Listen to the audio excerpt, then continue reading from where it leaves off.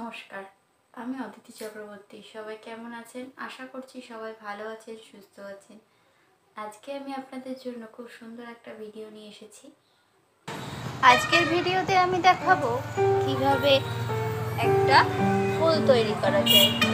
Fabric দিয়ে আমরা কিভাবে একটা ফুল তৈরি করব, আজকের ভিডিওতে আমি দেখাচ্ছি।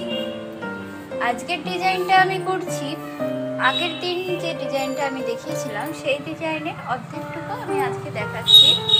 আশা করছি আপনাদের এই ভিডিওটা ভালো লাগবে, আর ভালো লাগলে অবশ্যই লাইক কমেন্ট শেয়ার করবেন। এখানে যে পাতার কালার দেখছেন সেখানে আমি এখানে লাইট গ্রিন কালারটা ব্যবহার করেছি, যার জন্য আরো সুন্দরভাবে ফুটে উঠেছে।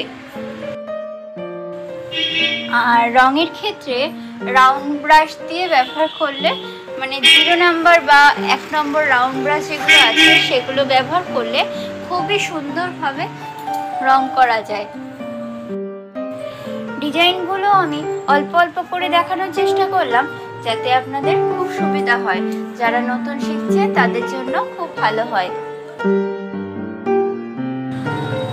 ভিডিওতে আমি অল্প অল্প করে ডিজাইন করার চেষ্টা করেছি, কারণ অল্প অল্প করে ডিজাইন করে দেখালে আপনাদের সুবিধাও হবে, আবার আপনারা দেখতেও পারবেন, ভালোভাবে শিখতেও পারবেন।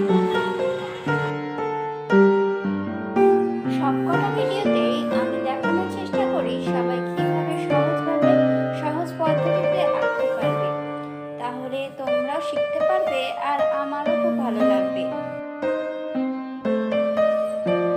এখানে এই ডিজাইনটা যেরকম আমি যে পাতাগুলো করেছি ওই পাতাগুলোতে আমি এমনই সহজভাবে করার চেষ্টা করেছি, লাইট গ্রিন কালারটা দিয়ে আর একটু সাদা ব্যবহার করে, যাতে যারা নতুন শিখছেন তাদের জন্য খুবই সহজ হবে।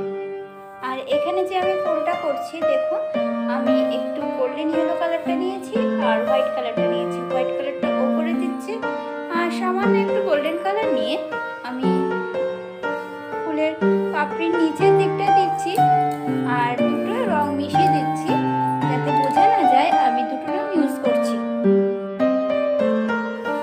এমন ভাবে দেখিয়েছি বলে ডিজাইনটা খুব সুন্দরভাবে ফুটে উঠেছে।